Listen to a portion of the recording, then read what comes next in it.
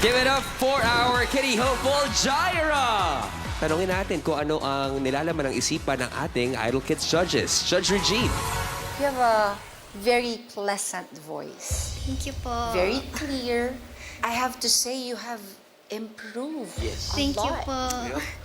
since the last time we saw you. Last time, mas kailangang ayusin yung pagkanta mo. May mga flats, may mga sharp. For some reason, tonight, I guess kasi nag-practice ka, nag-prepare ka, almost perfect yung mga notes. Thank you po.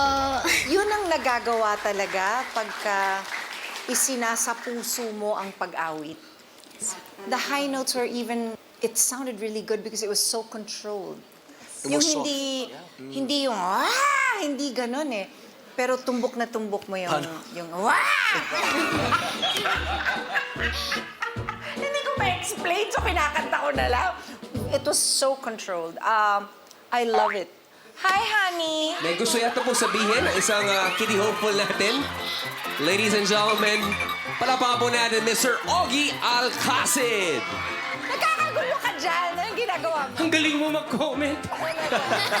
Kiss mo muna ako. I love you. Thank you po.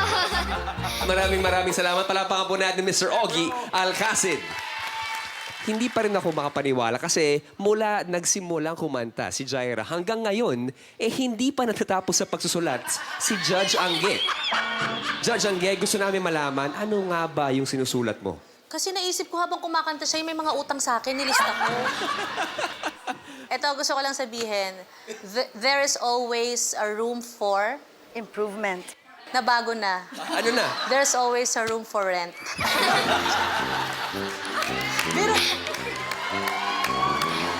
Ito na, seryoso nagsabi ko kay Jaira.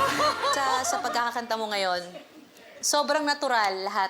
Yes. Yung feelings, yung emosyon, talagang sobrang natural mong ibinigay sa amin ngayong gabi. Alam mo, sa ganda ng boses mo habang pinapanood kita, hindi ako magtataka na one day marinig kita sa radyo.